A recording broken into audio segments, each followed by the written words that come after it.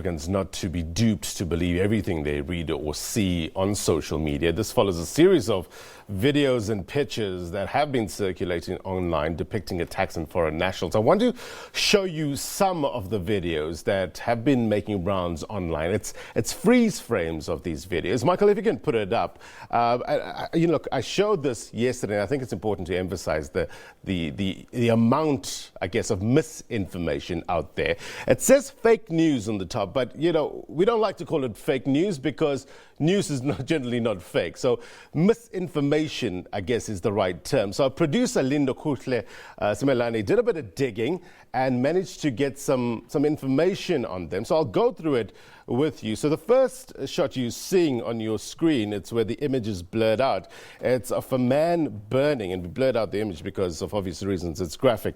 Now this incident took place on the 14th of January 2019, this year in Hillbrow, after he was allegedly tried to rob a woman. Now, we understand that 38 people were arrested following the incident and charged with attempted murder. Have a look at the image in the center of your screen. Now, get this. This is an incident that took place in May in India, and 20 people lost their lives in that fire.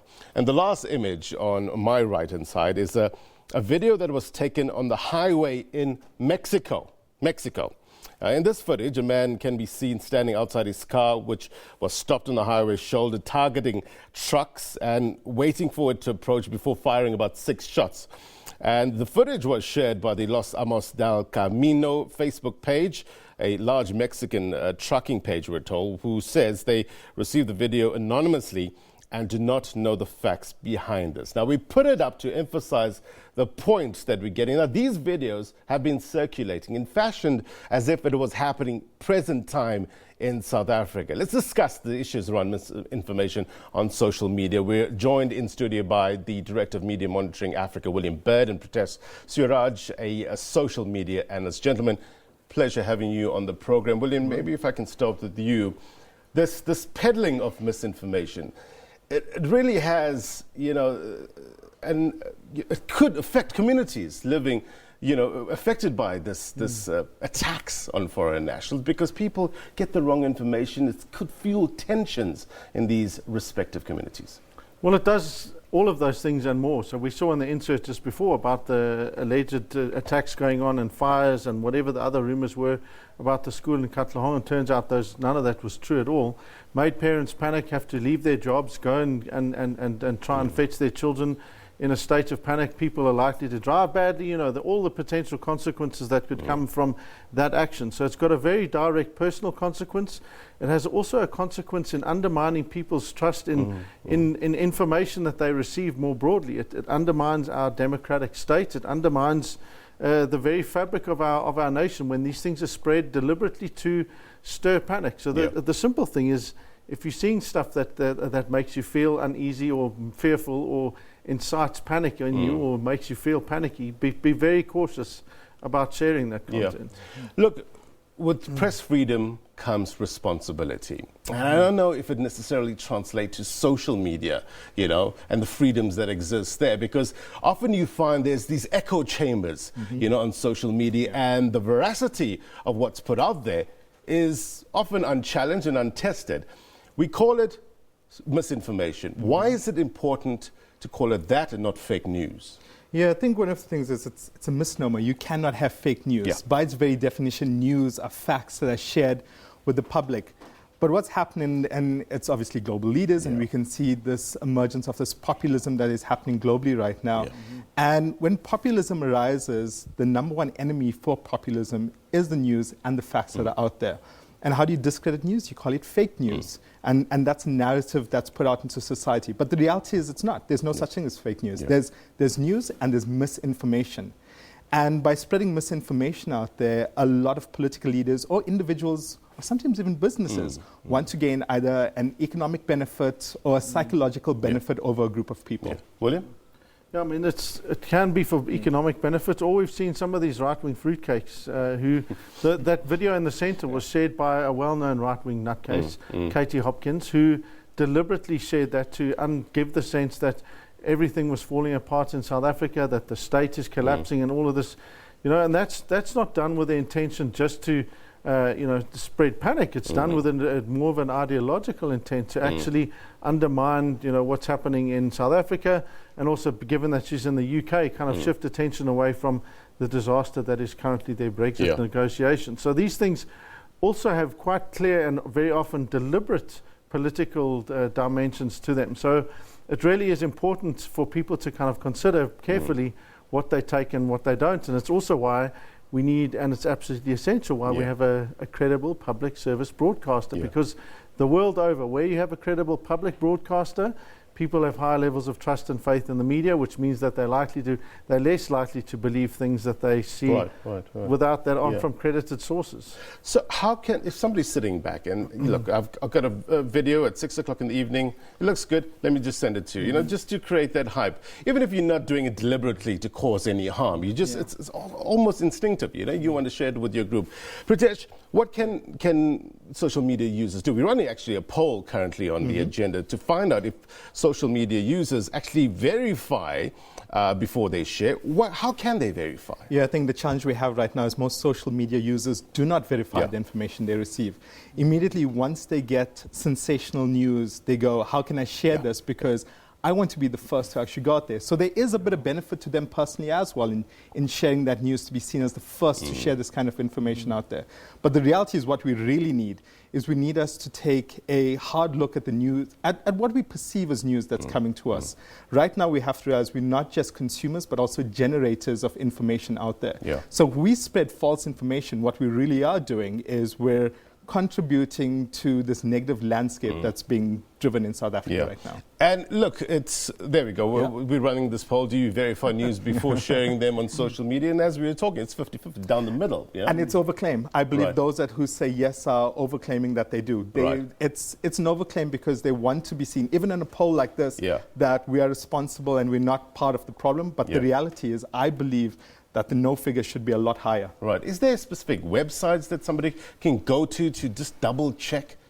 Is there anything in terms of verifying? There are things like Africa Check, which can verify some of it. But the simple thing is to go to credible, legitimate media houses. Go and check it out on the public broadcaster. Go and check it out on any of the other credible media that exist in South Africa. If they aren't sharing that, if they aren't reporting on that same thing, be very, very cautious about dealing with that. If it's not from a site that's credible, then then avoid sharing it, no matter how excited you might be. I mean, it's dead right about, people get some personal benefit from trying to do it, but it's... And just to add on to that, be very careful as well, because what a lot of users on social media do is they look at a website and it'll masquerade as a legitimate website. So it may have sabc.live, something.co.za, and it may look like it's coming from the SABC or a reputable news source. Don't just trust it.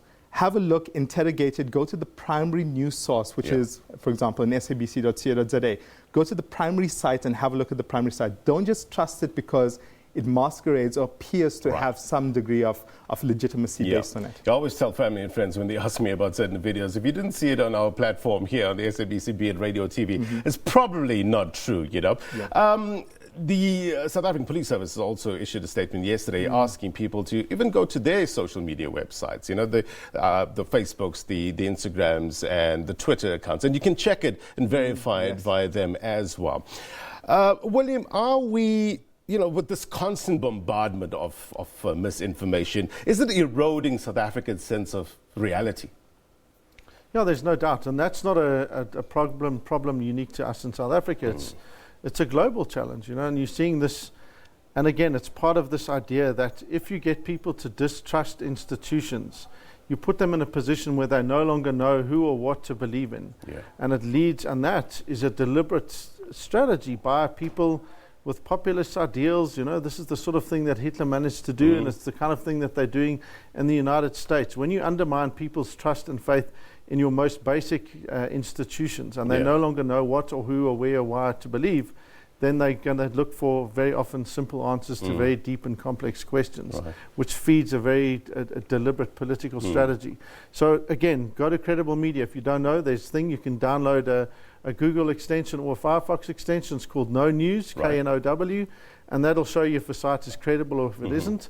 So you know there are ways and tools that people can use to check these things out before they fall into the trap. And I mean, the thing is, and Briquet spoke to it, you know, they probably want to be seen as responsible.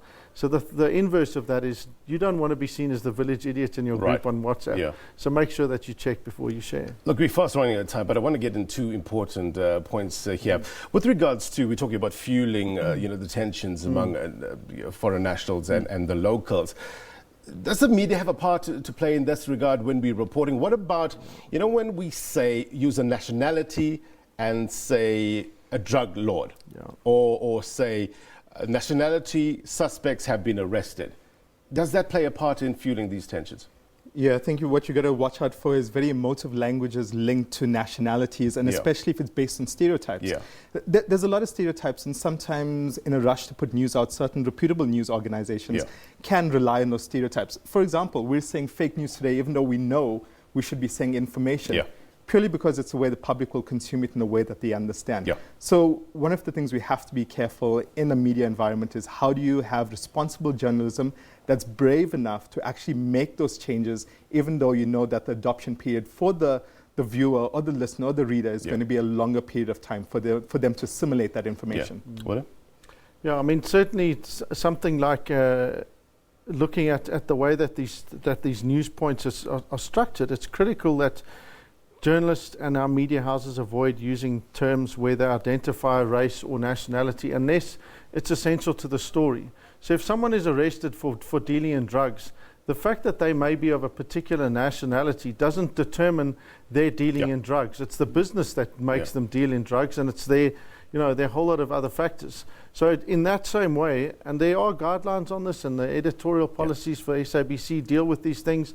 So do the guidelines for the Press Council. They're really good on this. It's just don't mention the race, nationality, or ethnicity unless it's actually relevant to the story. It seems fairly obvious, but it does contribute to those understandings. It's definitely not indicative of the wider population. Mr. Suraj, Mr. Bird, thank you very much indeed. As always, a fast run at time, but we'll have you guys back here to talk more about this very, very important issue. Thank you very much indeed for your perspective. All right, that was Director of Media Monitoring Africa, William Bird, as well as Producer Suraj, a social media analyst.